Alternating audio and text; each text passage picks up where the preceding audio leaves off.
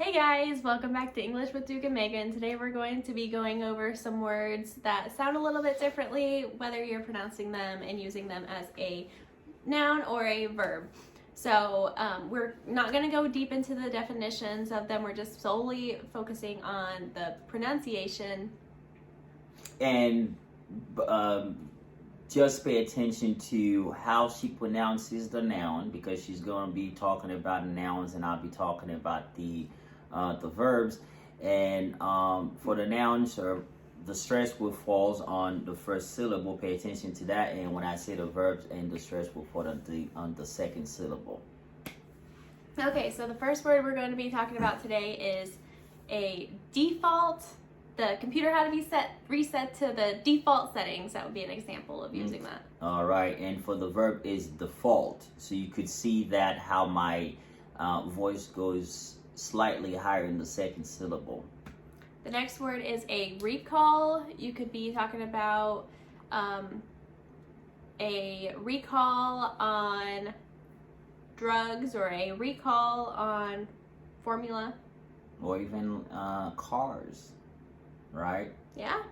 Exactly. Mine has one right now. Yep, there you go. So that's when something has been recalled, so they kind of like pull that thing out, all right, because there's a problem with it, so they just want to go ahead and fix that problem, so they recall this product.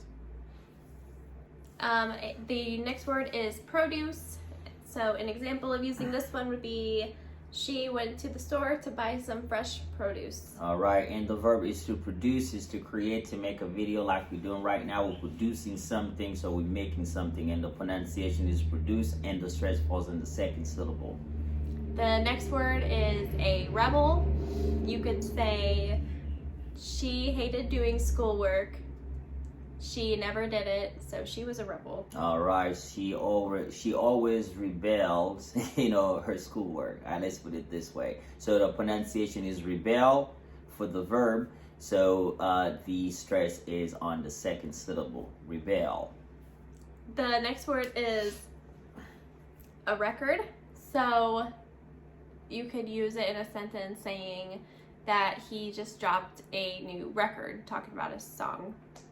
All right, so for that to happen, so we had to record the song. All right, so you record it.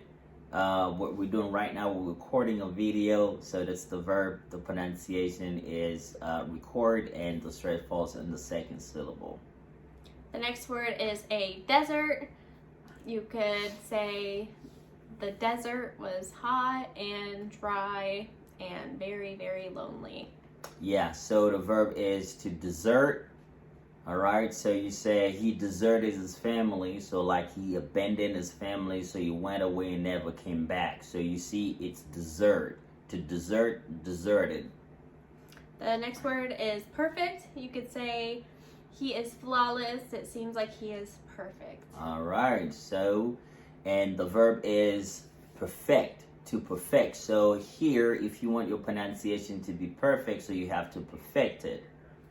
The next word is a conflict. So you could say that the two people did not agree on the topic and it led to a conflict. All right, so the verb is to conflicting.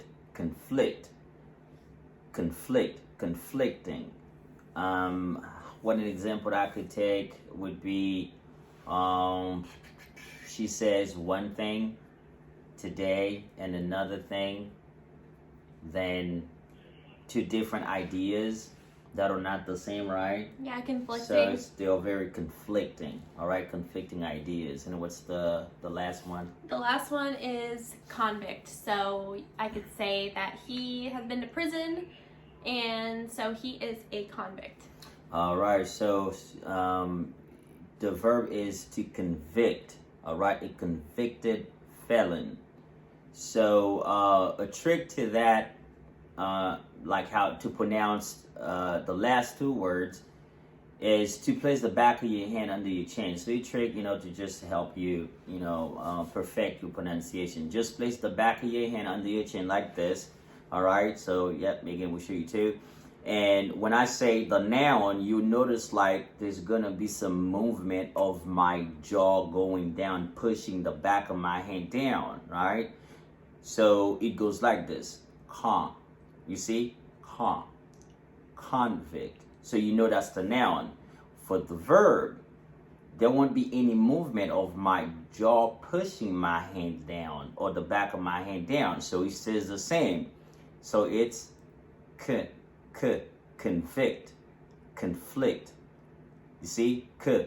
Convict. I can literally like put my teeth together like I say convict, conflict. So you could still say it. So that's a trick to know when you pronounce the nouns and when you pronounce the verbs. And for a better understanding of what those words mean, you could always Google or use a dictionary, because like Megan said at the beginning of the video, so only focus on the pronunciation of the words.